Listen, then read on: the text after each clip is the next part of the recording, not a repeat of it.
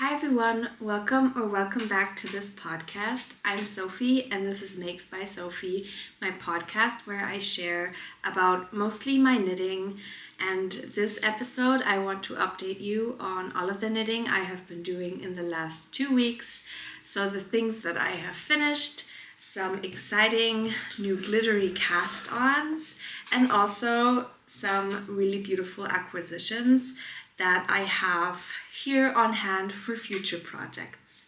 So if you're interested in that, then stay tuned. If you want, then grab yourself a cup of tea and your piece of knitting that you're working on right now, and be sure to also share in the comments what you're knitting on.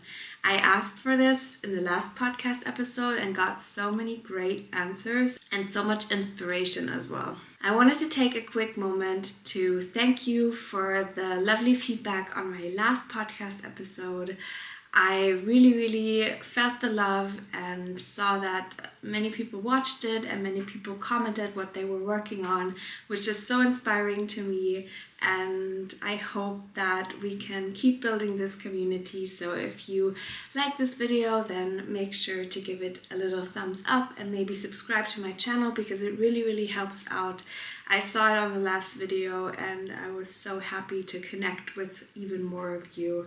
Another little disclaimer is that I'm now 9 months pregnant and my brain is not working the way it was working before, so I'm sorry that I have to look up things on my phone and in my notes every now and then, but I try to do my best. I just have these moments where my brain is just empty and they're getting more and more frequent. So yeah, I want to get started with this podcast episode without further ado now.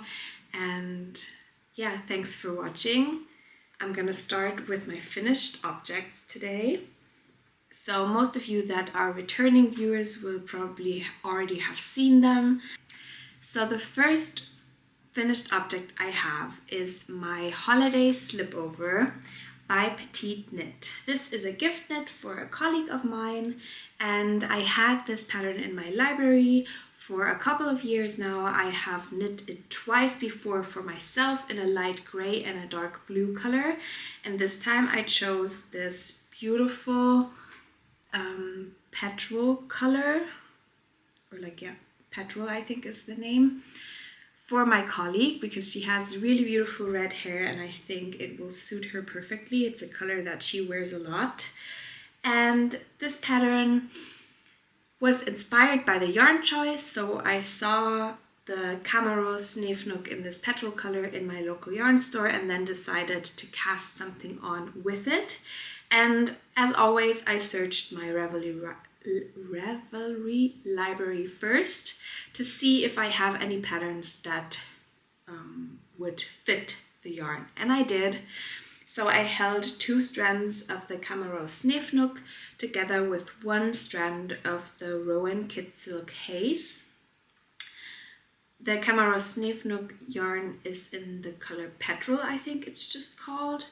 If it's not called that, then I will put the color here.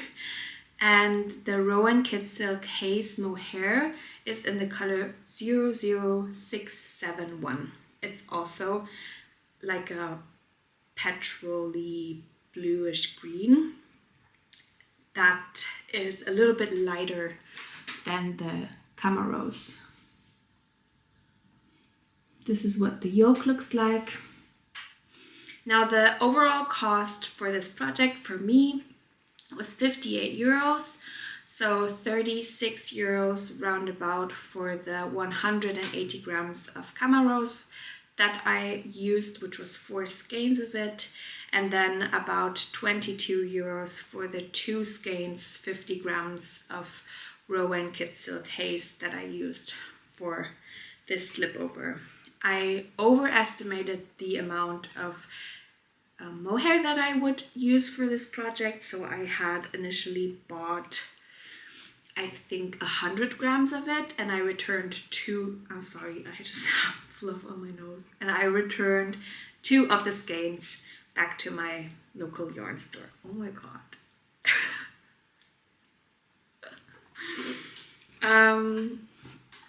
This yarn seems to have a lot of flyaways because it's itching my nose, but I know from experience from knitting this before that that isn't really an issue when wearing it. It's a top-down slip-over construction. As you see, it has a bulky yarn weight because of the 3 strands held together, and it is knit with 9 and 10 millimeter needles. I only had 9 millimeter needles on hand, so I knit the whole thing in 9 millimeter needles and still got gauge, which helped for me to not have to buy bigger needles. And I also did all of the finishings in that same 9 millimeter needle because I knit this on holiday and didn't want to bring my 8 millimeter set, honestly. I think it still works out pretty well because I am quite a tight knitter, especially in ribbing. And yeah, what else to say? I bound off the sleeves and also the bottom edge. This has a little split hem just in pattern, and I did do the Italian bind off on the neck so that it's more stretchy for my colleague to get her head through. This is a great piece for the winter time, or if you're a little bit of a person that gets hotter, just to layer over t-shirts or blouses.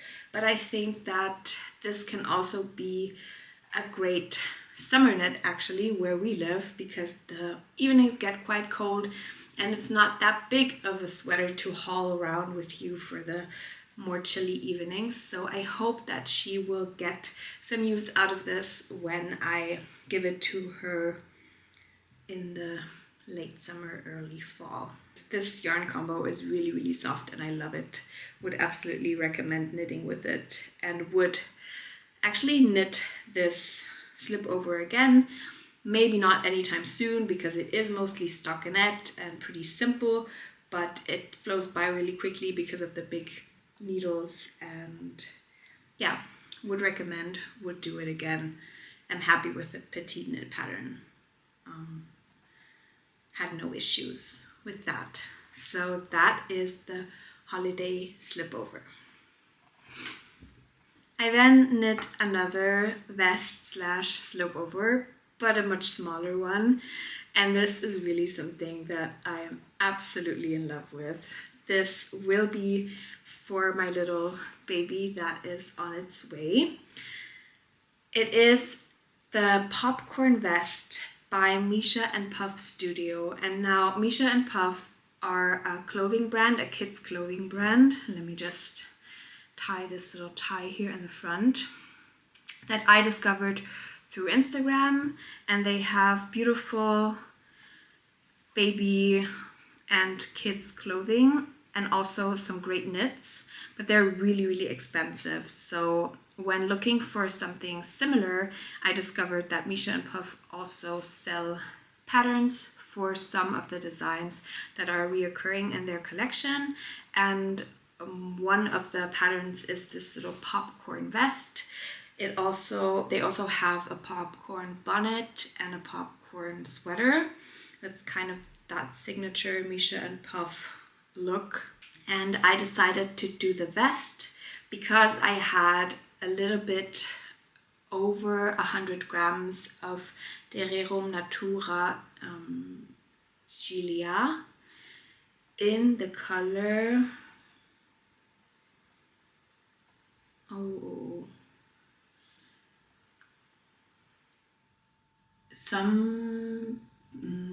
not Tompette, that's a dark blue. Cèdre maybe? I'll put it on the screen left. So I did not have to buy any yarn for this. I only purchased the pattern booklet that comes with little bloomers, the vest and the hat. And I made this popcorn vest in the size, let me look it up. I made the popcorn vest in the size 6 to 12 months out of that Rerum Natura non-superwash wool. Now the Derero Natura Gilia I love because it's a really rustic, non-superwash yarn that is still very, very soft. I also knit a v-neck sweater with it this last year and also knit the port jacket with it, and all of my whips that I have done with Gilia hold up very well, do not pill, and are very soft to the touch while still being very rustic. Same goes with this vest, and I think that when doing something like this that is worn over other garments, it is definitely an option to go for a more rustic yarn, even when you're going to put it on small children or babies, because it will not irritate their skin, because it's not going to be worn next to skin and still keep them very, very warm. I loved knitting this pattern. It is knit bottom up, and it was my first time doing this bobble pattern. I have never done anything like it before and really found it very potato chippy to make. I am definitely gonna do more than one more of these vests or sweaters, or maybe even a hat with this pom-pom pattern, because I really think it's super cute. Pattern recommends a superwash DK weight yarn, and it comes in the sizes 0 to 6 to 18 to 24 months. So you do have some variety in making more than one size of this when you purchase that pattern booklet from their Ravelry page. A detail that I also really love about it is the little bow that ties the sweater vest in the front and the little bubbles at the end of the bow. On Ravelry, I saw people replacing this little bubble with actual pom-poms in a contrasting color, which I also really loved, but I hate making pom-poms, so I opted for the version that is recommended in the pattern.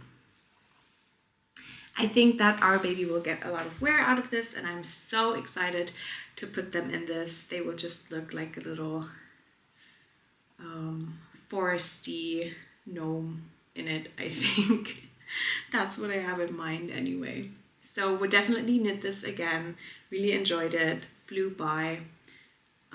Didn't mind the bottom up construction, and yeah, also enjoyed the ribbing on the armholes and neck. Went by very quickly, this project. Very happy with it.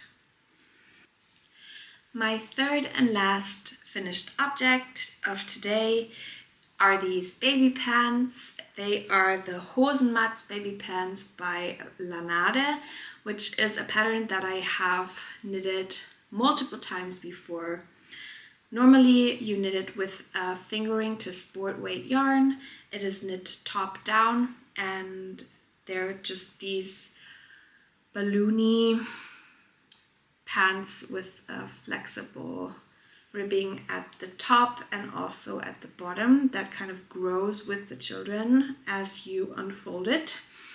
And this is a very popular gift knit with me and also my mom, because it's super easy to memorize and just something that stays with children for a long time, because they do kind of really magically grow with children. Now I did modify this pattern a little bit this time. I held the Sunday by Sandnesgarn yarn double for this, so I got more of a DK heavy sport to DK weight gauge with it. Because this baby will be born in German winter, I wanted to make something a little bit heavier, and also I wanted to use up that Sunday fiber, because I'm not the biggest fan of this red, to be honest.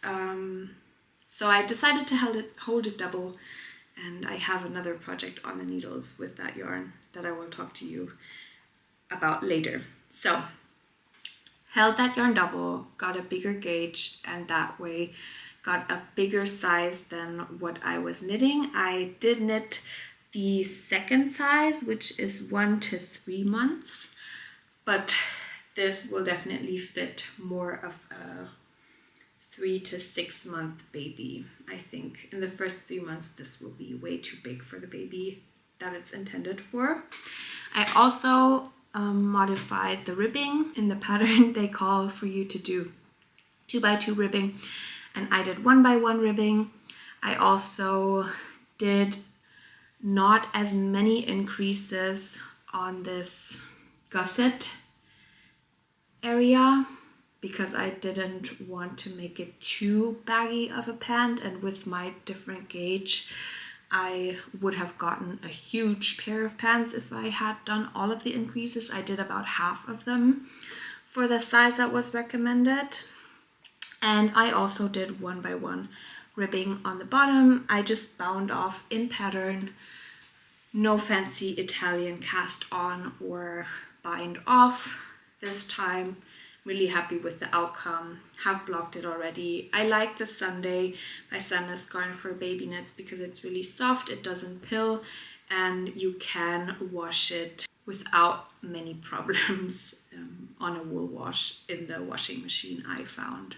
So that's the finished baby pant. And to go with the baby pants, I'm gonna transition right into my works in progress. I am making another Rigmore's bonnet by Petite Knit. Let me just pull up the pattern. The Rigmore's bonnet comes in the sizes preemie to 2 to 3 years, so it has a big size range. It is a bonnet that is knit with, or recommended yarn is Duo by Sandnes Garn, and I decided to again hold the Sunday by Sandnes Garn in this red color that I don't know the name of or the number of, double. It's a lacy bonnet with this beautiful flower pattern. I don't know what this is called. Let me know if this has any special name, this pattern. It has 1x1 ribbing at the front, and then it is just worked back and forth, then joined in the round after a certain amount of centimeters. You then do an I-cord to tie it in the end, and I have already done one other Rigmore bonnet that I showed also in the last podcast episode. The last one I did was in the Juniper Moon Farm Zoe cotton and linen blend wool, and this one is the winter version of this for the little baby that is also going to receive the pants to kind of act as a matching set. I think you have to purchase the Rigmore bonnet pattern to get this exact look. No, you can just, use whatever you have. There's also great free patterns for baby bonnets out there, and you could just do the math and add the little eyelet detailing yourself. But I did purchase the pattern and I'm happy with it. It flows by, especially when you hold the yarn double.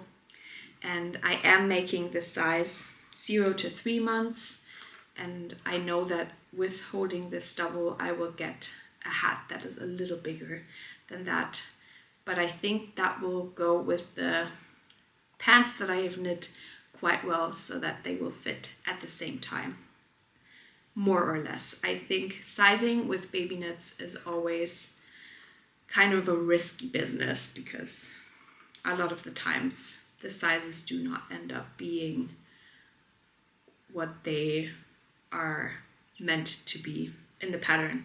But that's not just knitting, I think that is just baby clothing in general. The sizing just varies dramatically. So that's something you have to keep in mind. At some point, this bonnet will fit this baby, and that's what's important. I get so excited about all of these whips and talking about them and getting through the video and getting to maybe the more exciting whips that I haven't talked about here on the channel yet, that sometimes I feel like I'm just talking and talking and talking and not really taking a break, and I'm trying to be more mindful of that in the future.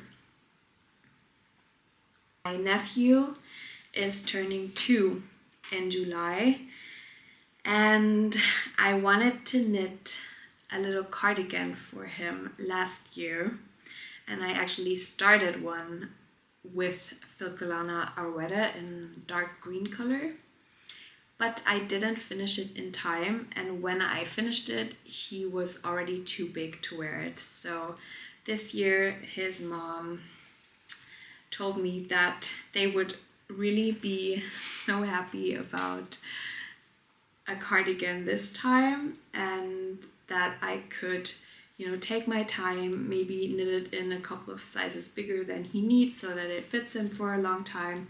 So I said that I would try to make the cardigan before my baby gets here so that he can then receive it for his birthday and maybe get some wear out of it in the chilly summer evenings, and then it's gonna fit him for the fall and winter time.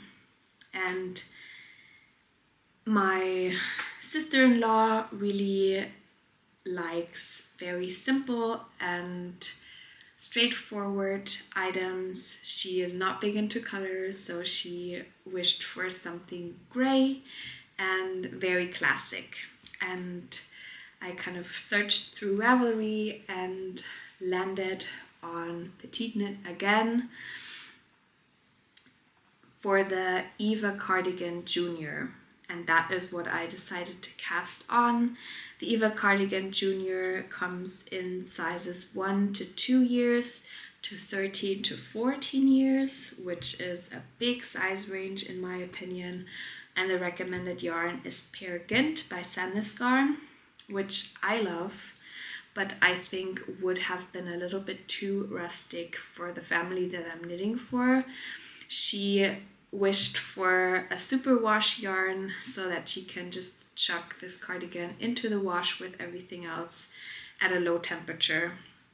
So I decided to buy superwash yarn, which I rarely do. I went to one of my local yarn shops that I rarely go to, and I got 6 skeins of the Lana Grossa Cool Wool Big, which is just a superwash merino in this light gray color.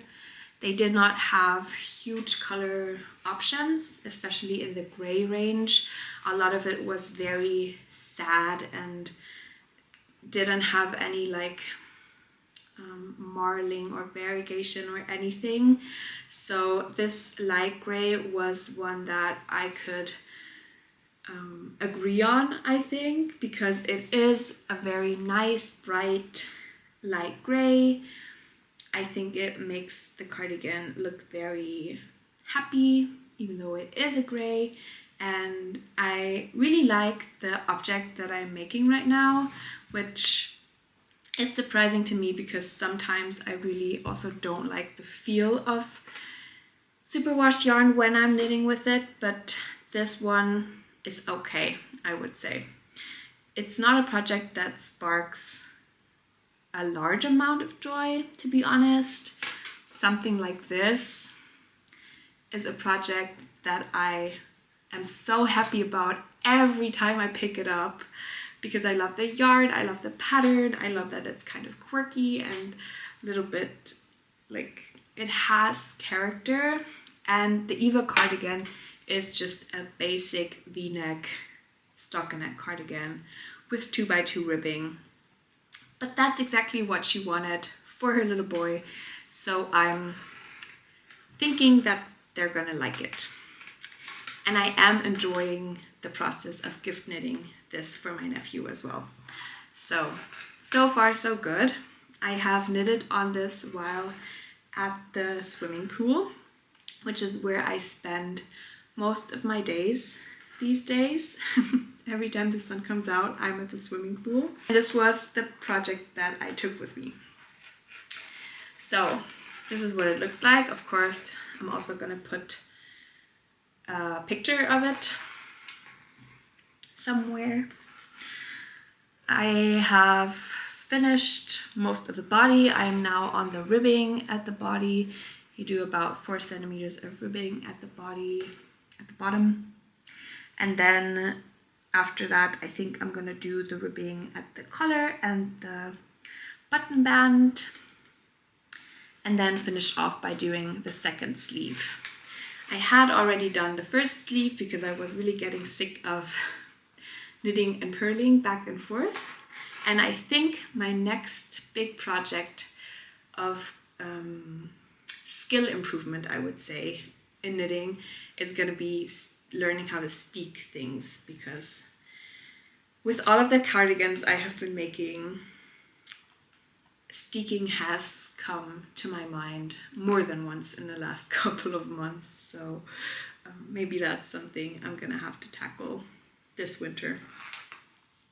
So yeah, I'm making this cardigan in size 3 to 4 years. As I said, my nephew is turning 2, but he is a big boy, and you know, with rolling up the sleeves a little bit, I think that this cardigan will last them for a very long time. This is what it looks like. It's knit top down, and it does have a shoulder construction that I had never done before. I'm sorry, my face is just so itchy today. It does have a shoulder construction that I had never done before, and I'll have to find out what this shoulder construction is called. Maybe continuous shoulder construction. You do start with the back yoke and then pick up stitches for the front. This is what it looks like. I had never done it this way before, and would love to do this on an adult pattern as well to see how I like the fit at the shoulder for this. So that was nice. That was a new experience. I'll talk to you about this more when it's finished. If I get it done before the baby comes. We'll see. I hope so. Now for the star of the show. Last time I showed you my acquisition, which was skeins of very glittery fiber for an Eve dress. This is what the Eve dress looks like. It is an all over sequin A-line kind of cocktail dress. It came out before New Year's Eve last year, I think, and it is a pattern by Le Pull, and I decided that I had to cast it on. So I did, and I'm in love. This is what it looks like so far.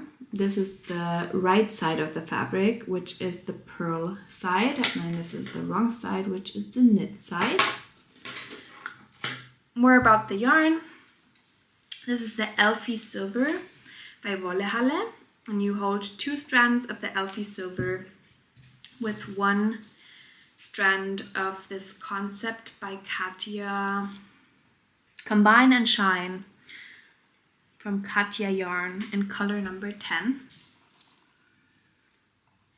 Now, as I said, it's a top-down construction. You start with the back panel, which is what I did. And I was so determined to knit a gauge swatch for this dress. But I was also so unmotivated to knit a gauge swatch for this dress because I knew that casting on with this sequin yarn was not going to be easy. So I debated for a very long time on whether I should do a gauge swatch or on whether I should just wing it. And then my lazy self decided that I'm just gonna wing it and then measure the gauge once I have enough. To cast on, you have to cut all of the big sequins. There's big and small sequins, I don't know if you can tell, off of the part that you use, of the tail that you use to cast on. Maybe I'll show you closer up. So there's small ones and big ones. That took forever. Then I cast it on with 4mm needles and measured the back yoke and was already seeing that it was much wider than what was called for a size medium, which is what I'm knitting. So I decided to switch over to 3.5mm needles right away. So I sized down and have been knitting with 3.5mm needles ever since. I did measure my gauge now that I have enough of the back yoke, and it's a little bit bigger than what the pattern calls for, but only a tiny bit. I think it calls for 18 stitches and 25 rows, and I have about 17 or 16 stitches instead of the 18, but I think that's something that I can get over. I am now going to knit on this back yoke, and I am doing the increases at the moment, so to shape the armholes, and once I have finished the back yoke, I will then pick up stitches for the front yoke, and once I have joined in the round, I will kind of decide on whether it is the right width for my body, or if it is too wide, then I'm going to, and this is what I thought of, just fold the edge over and sew it down to make for a little bit more of a sturdy edging, because you're not doing any ribbing with this pattern, and I think that that would be a way to solve that gauge that is a little bit too wide.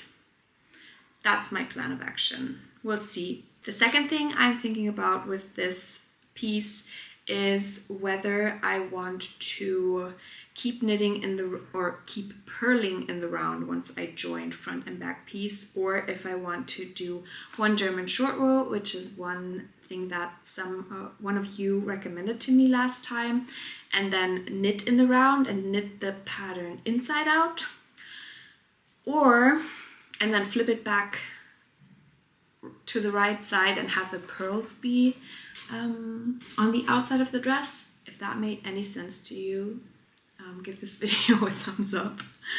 Or if I want to have the knitted side as the right side anyways, and this is something that I'm gonna have to decide before picking up the stitches for the front yoke, because otherwise it will be visible that I kind of flipped it around. So let me know, do you prefer this side of the yoke where you see the knitting in the background, or do you prefer this side of the yoke where the pearls are in the background of the sequins? I'm not so sure. This is how it's supposed to be, but I do also really like the way this looks. I'm not sure, but I'm not at that point yet, so we can chill for until I have the verdict from you guys, I think. I thought that this was going to be very challenging on my hands. Fluffy Silver is on a cotton thread, and this Concept by Katja is synthetic fiber. So I thought that it was gonna hurt my hands a lot, but it really doesn't. It's really nice to knit. Haven't had any problems. I also thought that the sequins would scratch my hands a lot, which they don't at all.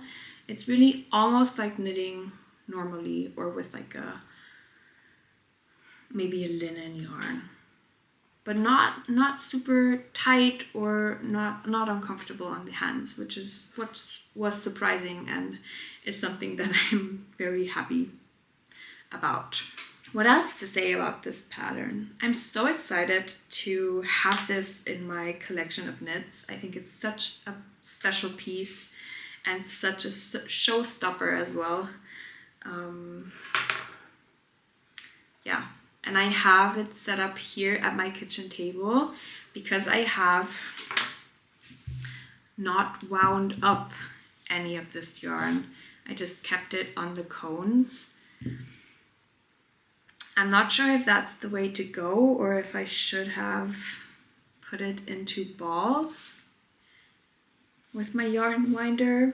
I tried with this concept by Katja, but it didn't work out that well, so I aborted that mission again, and I can't really imagine winding up this Elfie silver. If anyone has knitted the Elfie dress or anything similar, let me know if it's dumb of me to just sit here at the kitchen table unwinding all 3 of these skeins every now and then, or if there's a very simple solution to my problem that I'm just not seeing. Yeah, I'll keep you updated on this pattern, but I'm so excited. So my last whip is one that I sort of announced last time, I think.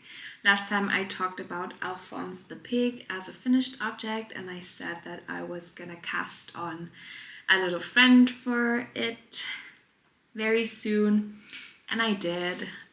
I did talk about Alphonse the pig very in depth last time, and it's the same little animal that I'm doing right now, so I'm not gonna go into big detail on the yarn or the pattern. That is by Cynthia Valet from the book Moosh and Friends, but you can also buy Alphonse the pig as a single pattern on Ravelry. Instead, I wanted to do a little chat about knitting small circumference projects, because these little animals are very flimsy knitting, and I wanted to share with you what I like, what I have found helpful with knitting these very, very small circumference items, and kind of maybe share some tips.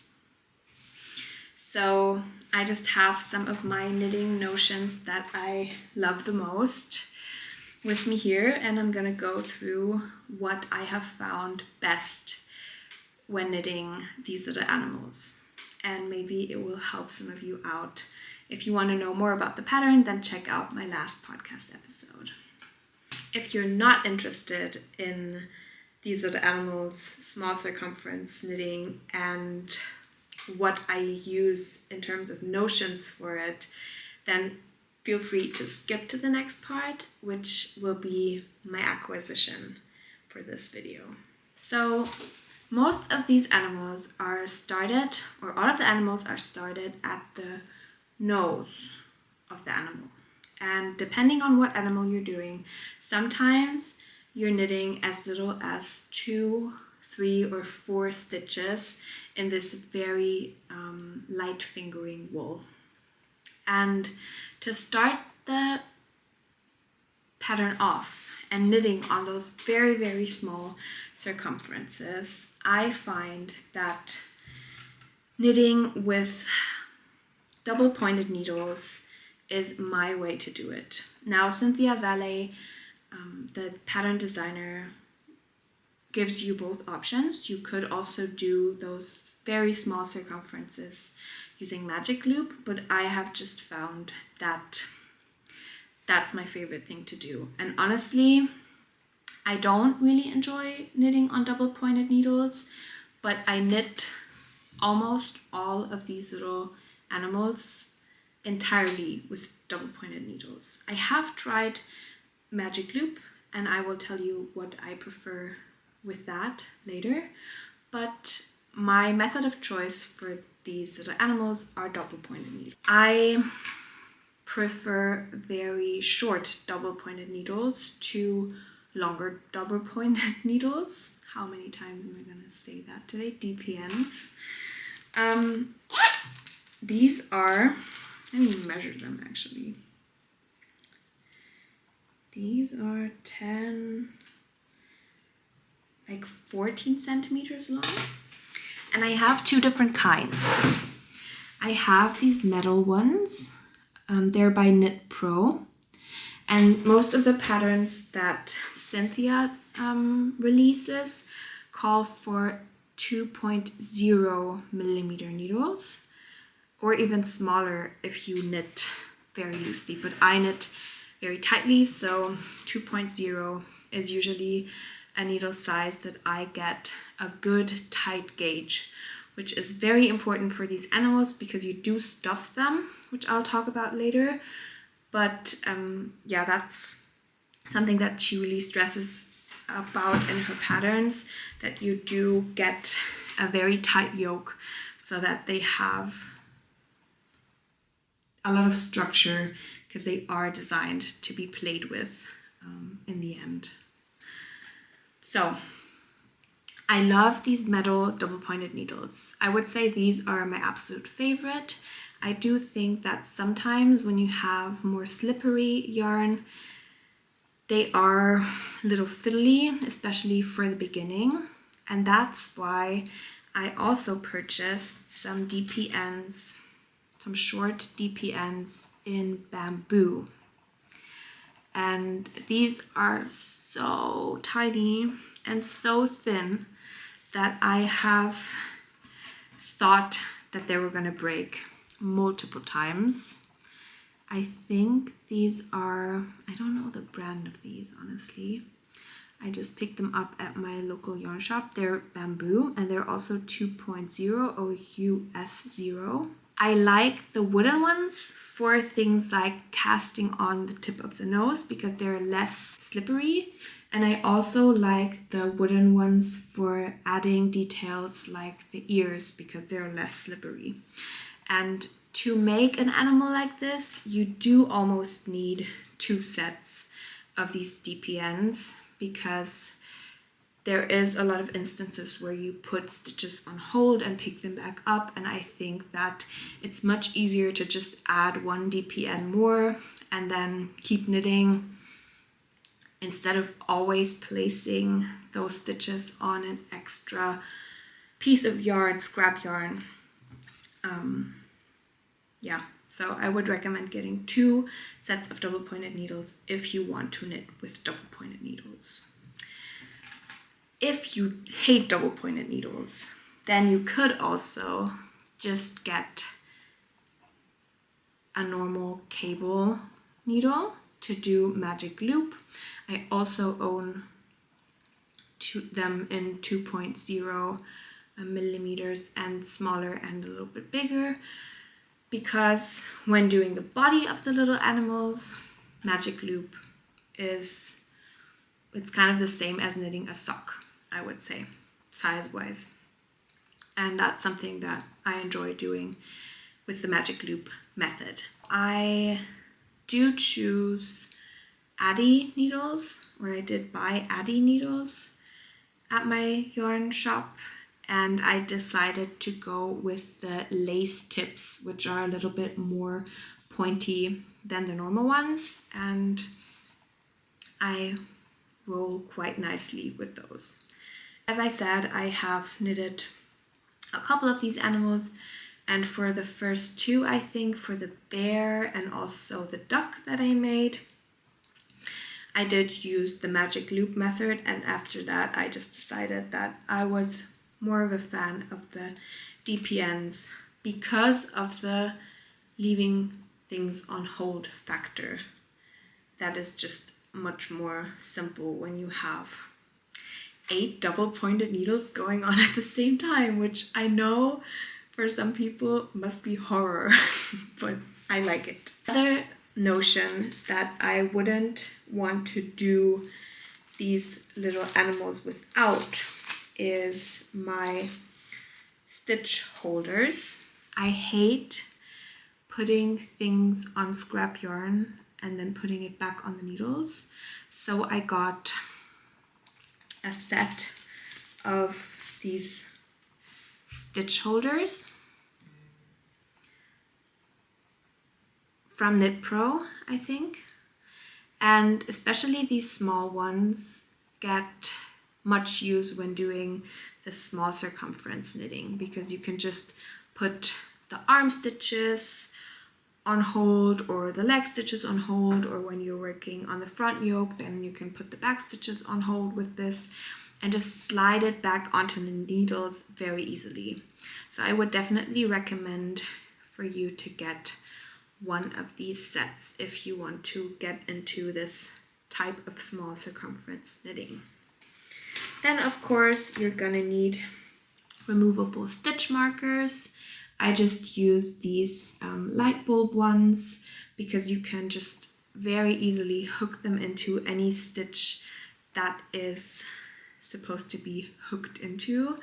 And I always have a stitch marker, as you can see here, on the first stitch. And for most of Cynthia Valet's patterns, you need no more than 2 of these little light bulb stitch markers, which I find very nice. My mom has made Moosh the bear recently, and I was on holiday with her, and she did not put a stitch marker into her first stitch and was very sassy about that.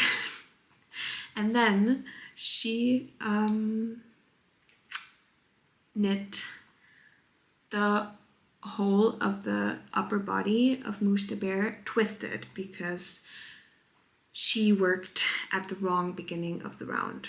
So that was karma. I told her that that's not a good idea, and she decided to ignore me and keep going. So yeah, I do recommend using them and not ignoring what Cynthia Valet, a very smart woman, recommends. Then what else do you need? A tapestry needle, a small one and a middle one I would recommend, with a non-pointy tip to do the embroidery and also to do the sewing in of the ends while making the pattern. You have to sew in the ends as you go because you knit top down, and when you get to the legs then you won't be able to reach all the way up to the ears very easily. So you kind of have to do it every now and then. I have to get 2 more things that I want to talk about. First thing I want to talk about is what I use to embroider the little faces on to the animals. I have some sock mending yarn on these little thingies that I inherited from my grandma, and I think that these are the perfect thing to embroider onto these animals. You could also just use normal embroidery thread. I have this sock mending yarn in a black color and have done all of the little faces with this so far and have been loving it. Then what to fill the animals with is also something that you have to think about when starting this type of project. I like to stuff my animals with animal fiber, wool to be exact, and I just got some undyed, what's it called, wool top, is that what it's called, for spinning. And this is what I use to stuff these little guys with. You could also use synthetic fiber, but I do think that natural fiber is one much more nicer smelling. Much more nicer smelling. That's an exaggeration. And I think that it makes for a more sturdy animal. I stuffed my very first bear that I made with synthetic fiber because that's all I had, and she's getting a little wobbly now, and I think that this wool gets sturdier and sturdier with time because it felts once it's inside the animal, and I really love the feel of that. So would definitely recommend stuffing with natural wool fiber. You could also use leftover yarn scraps. You could use, I have used leftover like pieces from quilts that I have made, like quilt linings that were also out of wool, and just stuffed them into the animal. For me, it's important that it's a natural fiber and it's wool, and yeah, I think that's enough about that. And then the little eyes, I just order online. They come in packs of I don't know how many, and I made the mistakes of ordering bright green ones once because I thought, oh, you know, it would be cute for me to have a green-eyed pig, but that would look really scary. So I would recommend either getting just the plain black ones or getting black with a brown, dark brown rim like I have for this little pig. Otherwise, they can look a little bit scary. Unless that's the vibe you're going for, then that's okay as well. Okay, so I think that's all I wanted to talk about concerning these little animals. I hope you enjoyed this little discourse. And so now I want to show you my acquisition for this video. I decided to buy some yarn for one last summer project. I think that's kind of realistic for me to get done this summer before I start into making more woolier, wintry fall knits again. I'm sorry, I'm getting kind of foggy now. I bought 5 skeins of Sandnes Garn Line today, which is a mix of 53% cotton, 33% viscose, and 14% linen. It is produced in Norway, and I chose the color 4372, which is this beautiful kind of burgundy color. And as I said, 5 skeins, so 250 grams of it, to make the sole top or top sole by Mochi Knits. The top sole is a top t-shirt that has ties in the front, that is knit in a boxy shape, deep armholes, and loose but not oversized. That's the description on Ravelry. And it's worked top down. It's worked in mostly stockinette, and I think that it will be a great summer knit for me to do mindlessly with a baby on my side. I have never knit with Line before, wanted to try it for a long time, and saw that it was a yarn option for this garment, which calls for a sport to DK weight yarn. It comes in the sizes extra small to extra large. And I really loved all of the product pages on Ravelry, and also loved every version of this top sole that I saw on Instagram. So I was very inspired to cast one on myself. It has 533 projects on Ravelry, so it's kind of a popular pattern, I would say, and I am very excited to cast it on pretty soon. We'll see if it will be a whip in my next video. Definitely my priority before that is to get the Eva cardigan junior done, because that's kind of a gift knit that's coming up pretty soon. That's it. I don't have any more acquisition. Oh wait, I do. I actually got a sewing acquisition as well, which I will just talk about very briefly. I made some outdoor cushions for my colleagues at work, and my mom liked them so much that she asked me to make some for her as well. So I decided to buy some outdoor canvas fabric that is kind of water repellent for her in this beautiful summery red and pink striped color.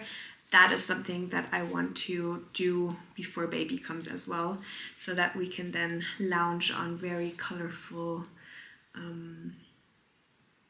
furniture when she's here, and I'll be spending a lot of time just lounging. This fabric is from Alles für Selbermacher, which is a German website that I really like, and I got 2 meters of this. The fabric width is 150 centimeters. Yeah, we'll see when I get to doing this. Knitting is definitely my top priority at the moment. So this is the end of this podcast episode. I really enjoyed talking to you and showing all of the things that I've been working on. I hope you enjoyed the video as well. If you did, then be sure to give it a like and maybe subscribe to my channel. And yeah, tell me what you think about my knits. Let me know if you have any tips or things that you would recommend for me to do.